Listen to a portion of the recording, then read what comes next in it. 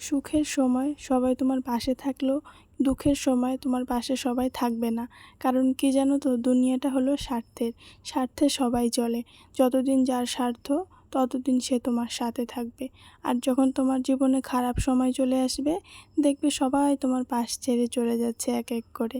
এটাই হলো বাস্তব। হ্যালো বন্ধুরা, তোমরা সবাই কেমন আছো? আশা করছি সবাই খুব ভালো আছো, আর আমিও এখন খুব ভালো আছি। তো তোমাদের সকলকে নিয়ে আজকে আরও একটি নতুন ব্লগ স্টার্ট করে দিলাম। আশা করছি আজকের ব্লগটিও তোমাদের ভালো লাগবে। ভালো লাগলে অবশ্যই একটি লাইক, কমেন্ট, শেয়ার করে চ্যানেলটি সাবস্ক্রাইব করে আমার সাথে থাকবে। আর যারা যারা আমার চ্যানেলটি এখনও সাবস্ক্রাইব করোনি, তোমরা প্লিজ আমার চ্যানেলটি সাবস্ক্রাইব করে আমার সাথে থেকো। তো চলো আজকের ভিডিওটা শুরু করা যাক। দেখতে থাকো, কন্টিনিউ, কেউ স্কিপ করো না। আশা করছি আজকের ব্লগটিও তোমাদের ভালো লাগবে। তোমাদের সঙ্গে কথা বলতে বলতে এদিকে আমার সকালের কাজ কমপ্লিট। বাইরে যা কাজকর্ম ছিল সব কিছু সেরে ঘরে এসেছিলাম। তো এসে ভাবলাম আজকে বেড কভারটা চেঞ্জ করব। তারপর এদিকে চলে গিয়েছিলাম সোজা একেবারে স্নান করতে। আজকে একটু বেলা করেই স্নান করেছিলাম। অন্যদিন একটু তাড়াতাড়ি স্নানটা হয়ে যায়, আজকে একটু বেলা হয়ে গেছে। তার কারণ কি বলো তো, কিছুদিন থেকে আমাদের এদিকে ভীষণই গরম পড়ে গেছে। আজকে 7-8 দিন থেকে অনেক গরম, যার জন্য আজকে একটু বেলা করে স্নান করেছিলাম। গরমের কারণে কালকে রাত্রে চুলটাকে আর বেনুনি করিনি, উপরে খোপা করে ঘুমিয়েছিলাম।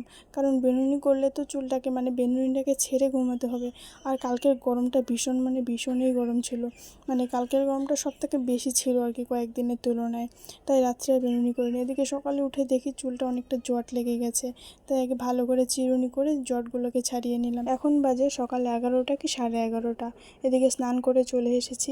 আজকে স্নান করেছিলাম অনেক বেলা করেই, যার জন্য অনেক খিদে পেয়ে গেছে।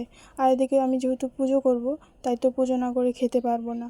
তার জন্য তাড়াতাড়ি করে স্নান করে এসেছি। এসে এখন যাব সোজা একেবারে ঠাকুর ঘরে, পুজোটা করে নেব। পুজোটা করেই খাওয়া দাওয়া করব, খুব খিদে পেয়ে গেছে। এদিকে তোমাদের সঙ্গে দেখা হলো একেবারে বিকেলবেলা। যেহেতু আজকে সকালে দেরি করে স্নান করেছিলাম, তারপরে এদিকে পুজো করেছিলাম। পুজো করে খাওয়া দাওয়া করতে করতে প্রায় 12টা কি 12:30 বেজে গেছে। প্রায় দুপুর টাইম হয়ে গেছে। আর তোমরা তো সবাই জানো দুপুর টাইমে একটু ঘুম পায়। আর যেহেতু আমি খাওয়া দাওয়া করেছিলাম, তার জন্য একটু ঘুমটা বেশি পেয়ে গেছিলো। আমি একটু ঘুমিয়েছিলাম। এদিকে উঠে দেখি বিকেল 3টা কি 3:30 বেজে গেছে। তারপরে আমি একটু সেলাই করতে বসে পড়েছি। দুটো শাড়ি মিশো থেকে অর্ডার করেছি, তোমাদের সঙ্গে তো সেটা শেয়ার করেছিলামই। তো আমি যেহেতু এটা দিয়ে একটা জিনিস বানাবো, তাই আমি এটাতে বসে পড়েছি সেলাই করতে। কী জিনিস বানাবো অবশ্যই তো সেটা তোমাদের সঙ্গে আমি শেয়ার করবই।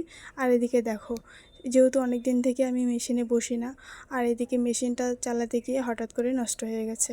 তাই আমার বরকে ডেকে এনেছিলাম যেটা ঠিক করে দেওয়ার জন্য। তোমরা তো সবাই জানো আমার পায়ে ব্যথা, আর কিসের জন্য পায়ে ব্যথা সেটা অন্য কোনো ভিডিওতে অবশ্যই আমি তোমাদের সঙ্গে সেটা শেয়ার করব।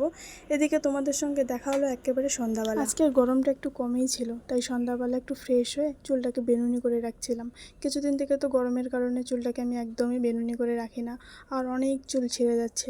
রাত্রে তো অনেক জট লাগে, আর সেগুলোকে আমি ছাড়াতে পারি না। চিরুনি করতে গিয়ে অনেক চুল ছিঁড়ে যায়।